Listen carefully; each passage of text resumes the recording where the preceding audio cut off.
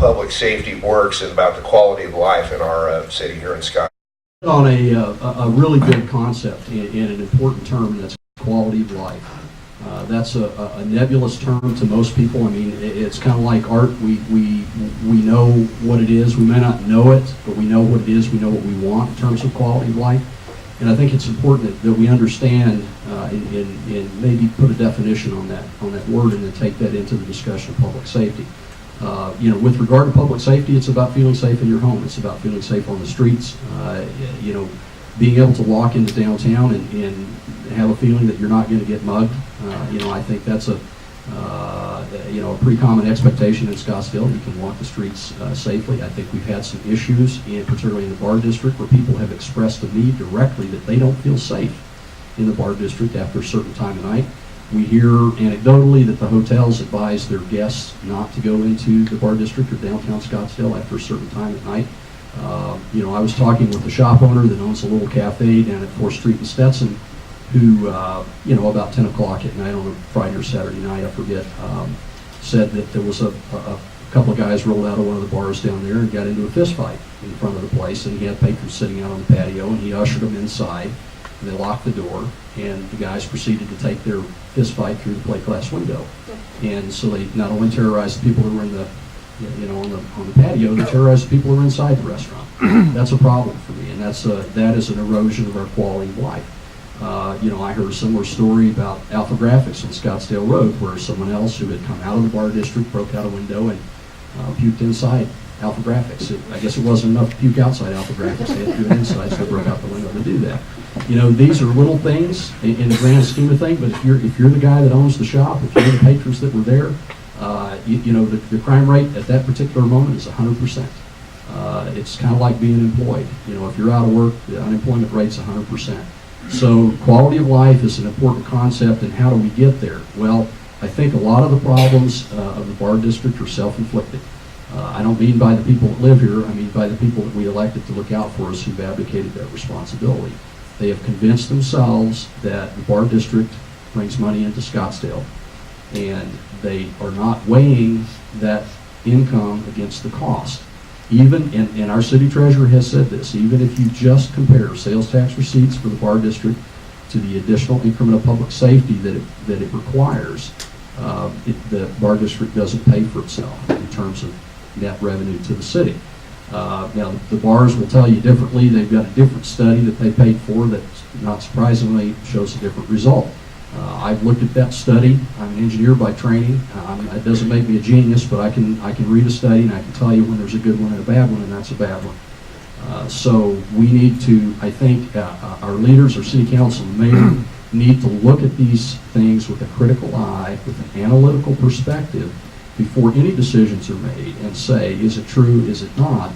And at some point you might have to make an educated guess, but if you haven't done the homework first, you can't make a good guess as to whether something's going to work. And then you have to be able to admit when there's a problem. Jim Lane denied for a year that there was a problem with the bar district. I was sitting right beside him in a meeting with citizens, and he said, well, this is the first I've heard that there's any problem with the bar district. That was a year ago last week. And I can tell you, I was shocked to hear him say that, because I had listened to every city council meeting for the prior year. The citizens came and complained about all the conditional use permits that were being issued for bars in the area, and he voted yes on every one of them. We knew the problem was coming. We knew there was a problem, and then we denied there was a problem, and we finally admitted there's a problem. We passed and revised 5 laws to try and resolve the problem, and it's still not resolved. Mr. Bernhardt, are you aware of that awareness on the part of the mayor's office, and what's your comment on that in the quality of life discussion that we're having? Absolutely. First thing is it comes from leadership, top-down leadership. There are 2 main issues here that are causing a lot of these problems.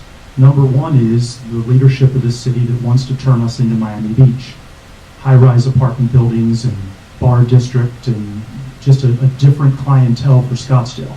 And that's bleeding down into a lot of the issues that we're having with our crime rate and with the problems that the neighborhoods are having.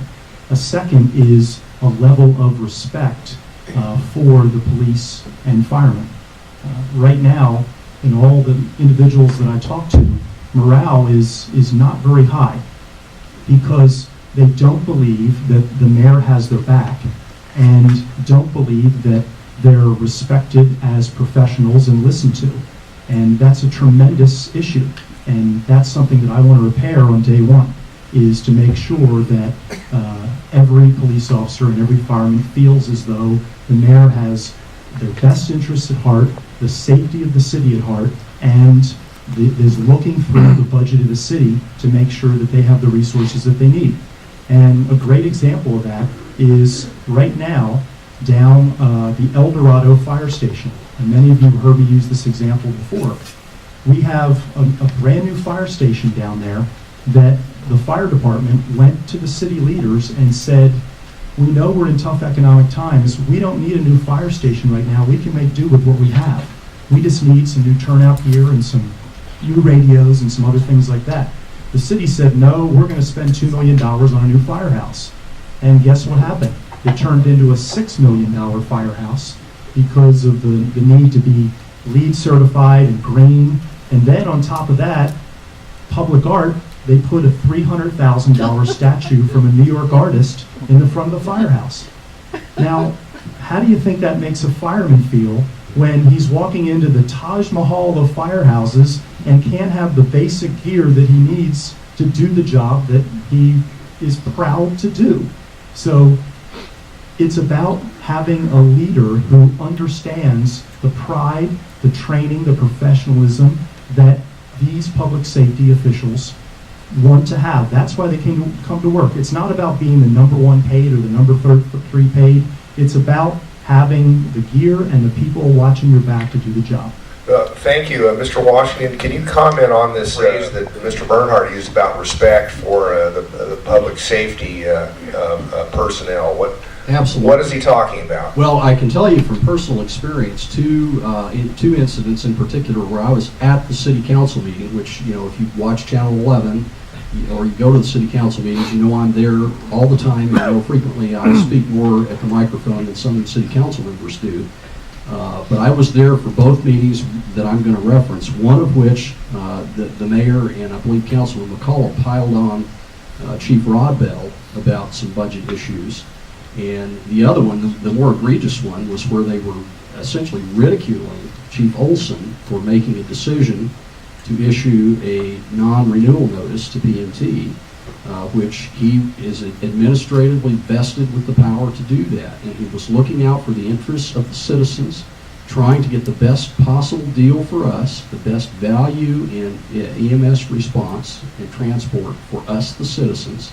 But because PMT has given the mayor tens of thousands of dollars between their executives in campaign contributions, he absolutely beat Olson up in public. And I made a public comment. If you read AZ Central, the Republic Online, you know the comment that I'm talking about. And I will just further clarify that. That is an absolute violation of the city charter, number one.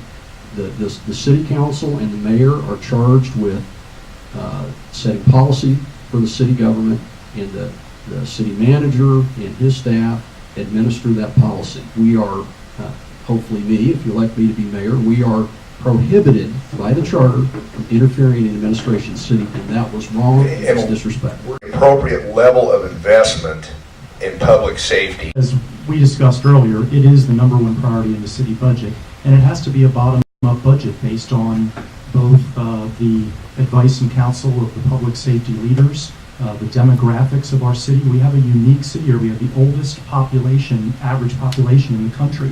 We also have one of the highest populations of tourists on a daily basis. So we have to keep that take that into account. Also, we've taken on this huge new responsibility of what will soon be 32,000 acres in the Sonoran Preserve, which many fire department leaders are very concerned about how they're going to cover all that area. So it may be important for us to take a look at the resources of the city and understand if we're deploying them properly in case we have a major fire or other emergency up in the north part of our city, while at the same time understanding that the dense part of our city is here in the lower. Thank you, Mr. You know, my favorite comment on that was Councilman McCullough, who said that he doesn't spend half of his budget on keeping his home safe and secure. And you know, to that notion, I would respond that the reason you don't have to spend half your budget for keeping your home secure is because we spend money on fire and police efforts that keep us safe. You know, to answer your question directly, I think we don't adequately prioritize that budget. I can't give you a number. I can't say that the number we spend is more or less than we need to spend, but I can tell you the city wastes a lot of money that is much lower priority. You know, we have for the past year seen millions of dollars in taxpayer subsidies to private businesses come before the city council and be approved with largely 6-1 votes, with Councilman Littlefield opposing most of these, including last week, the mayor and the council majority voted to give Phil Mickelson, golf celebrity, $1.5 million to build a new clubhouse up at McDowell Mountain Golf. I think it's an absolutely ridiculous and insulting thing for the mayor and council to spend our taxpayer dollars on that, things like that.